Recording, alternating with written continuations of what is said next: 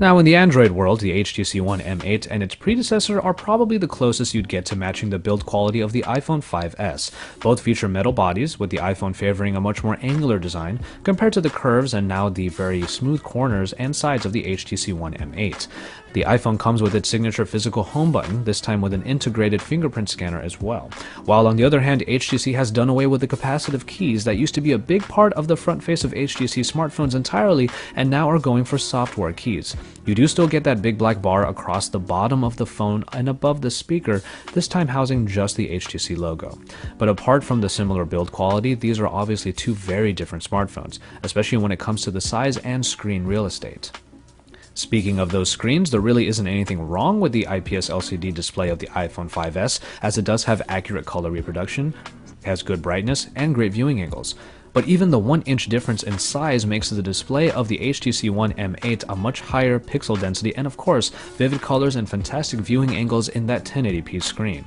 And considering that smartphones nowadays double as media consumption devices, it's a little difficult to get over how small the display of the iPhone 5S is, along with its much lower overall resolution to boot.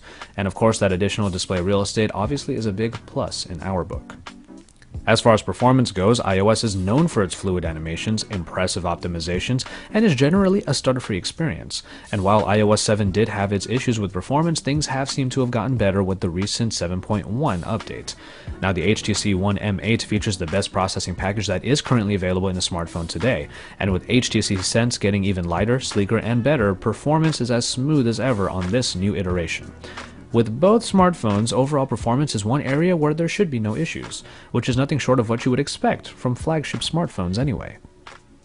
And when we move on to hardware, we will find that a by-the-numbers breakdown of the specifications is quite unfair, as the HTC One M8 obviously has the better specs with the faster processor, more RAM, and a much larger battery. But these two devices cater to completely different ecosystems, and in the end, the lower specs of the iPhone 5S don't translate to poorer performance overall. But one benefit that the HTC One M8 does have is its inclusion of expandable storage, which is always a welcome addition and something that HTC has decided to reintroduce after a while.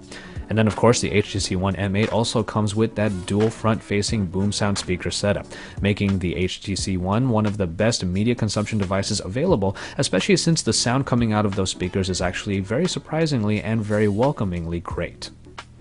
And then in the cameras, we find that the 8-megapixel rear shooter of the iPhone 5S has been widely known for taking some great quality images, while the HTC One M7 from last year did somewhat have a few issues with its camera, but that should be a lot better now with the current version just released.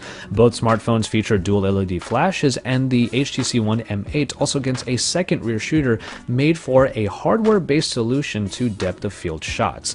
Not only does that duo camera take the depth of field data from a picture, it is also a very fast performer that eliminates the processing time that software-based solutions cater to.